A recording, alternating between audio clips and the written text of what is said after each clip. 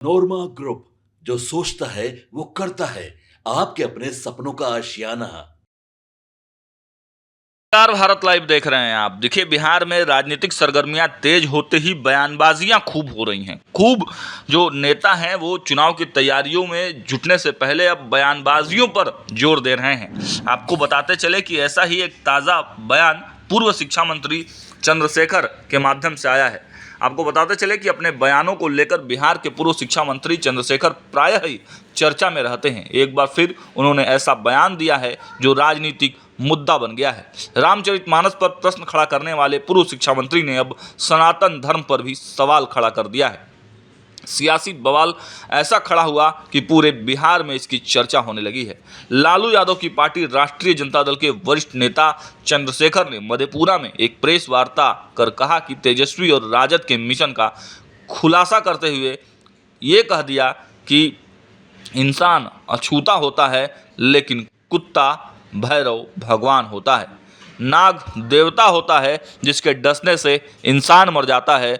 उल्लू लक्ष्मी माता की सवारी बनता है, लेकिन इंसान अछूता रहता है।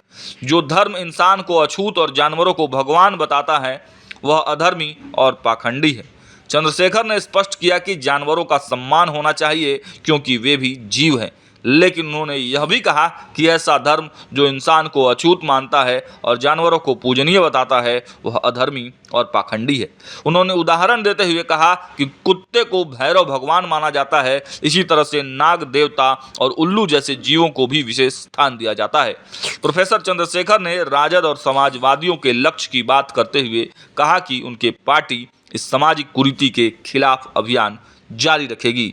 इस पर जदयू ने करारा हमला करते हुए पूछा कि आम जन के भावना को आहत पहुंचाकर इस तरह के मिशन से क्या प्राप्त होता है। जदयू राज्य कार्यकारिणी के सदस्य निखिल मंडल ने पूर्व शिक्षा मंत्री चंद्रशेखर पर करारा हमला करते हुए सोशल मीडिया के एक्स पर लिखा कि रामचरितमानस को कूड़ा बताने वाले राजद के विधायक श्री चंद्रशेखर जी के ताज़ा बयान के अनुसार हिंदू धर्म में जिन चीज़ों को मान्यता मिली है, सदियों से जिस मान्यता को हम पूजते हैं, उसे मिटाना राजद का मिशन है। मैं पूछना चाहता हूं आदरणीय लालू प्रसाद यादव से, भाई तेजस्वी यादव जी से कि राजद के तमाम नेतागण से कि आम जन की भावना को आहत पहुंचाकर इस तरह के मिशन से क्या प्राप्त होगा।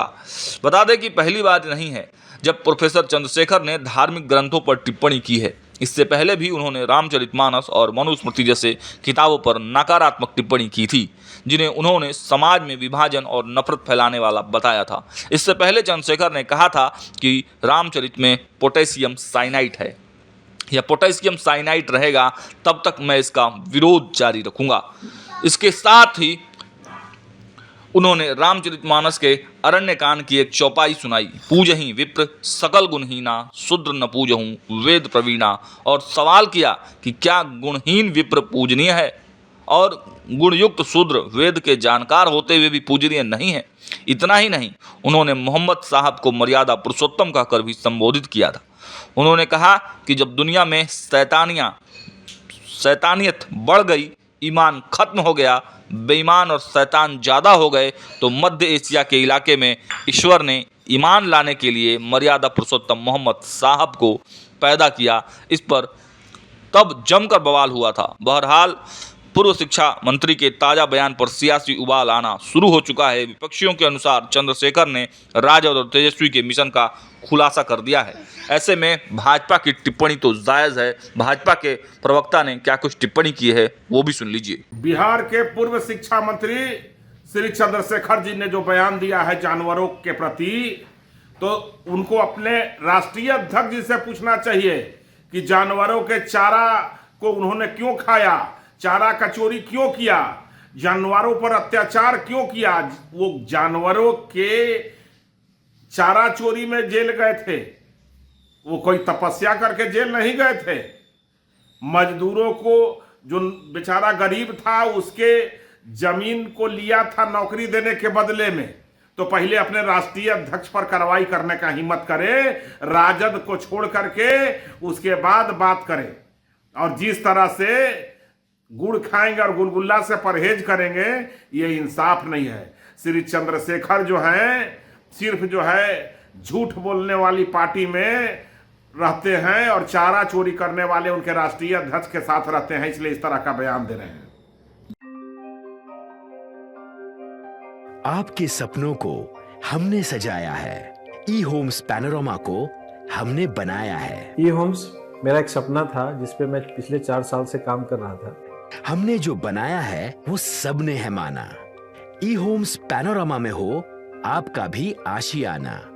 और फाइनली हमने 2021 में इस प्रोजेक्ट को लॉन्च किया। बहुत लोग अप्रिशिएट कर रहे हैं कि पूर्णिया जैसे शहर में, बिहार के, एक तो बिहार की बात करें उसमें भी पूर्णिया जैसे छोटे जगह में इस तरह का लाइफस्टाइल देना, ये सुन के हम लोगों को बहुत अच्छा लगता है। ई होम्स में हमने कुछ और भी किया है, जैसे हम जिस जगह में रह रहे हैं हमारे फैमिली सिक्योर हो, उनको सिक्योरिटी का ध्यान में रखा है। आपकी सुविधा और सुरक्षा आपके लिए खास है, ये आपका विश्वास है। इसमें आर्टिफिशियल इंटेलिजेंस का 7 लेयर सिक्योरिटी का हमने इस्तेमाल किया है। लस ग्रीन कैंपस को बनाया है। यदि हमारा बाउंड्री वाल है तो वो वर्टिकल गार्डन है।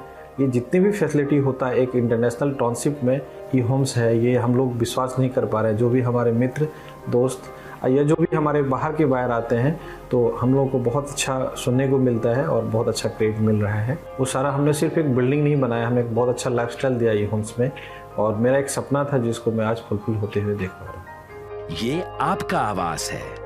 ई होम्स पैनोरमा में अब आपका निवास है।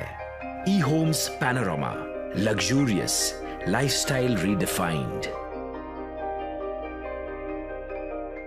पनोरमा ग्रुप, जो सोचता है वो करता है। अगर ये वीडियो पसंद आई और वह बिहार के राजनीति और बिहारियत से सरोकार रखेनी तो सब्सक्राइब बटन दबा के चैनल के सब्सक्राइब कर ली। ओजे एगो घंटी बा, ओकरा बटन दबा देला से कुल सटीक और मारक खबर रुआ मुफ्त में मिल जाई। अगर रुआ पत्रकारिता के हमनी के नया प्रयोग में सहयोग कर चाहतानी तो ज्वाइन बटन दबा दी। पेटीएम नंबर नोट कर ली 9386 816 700।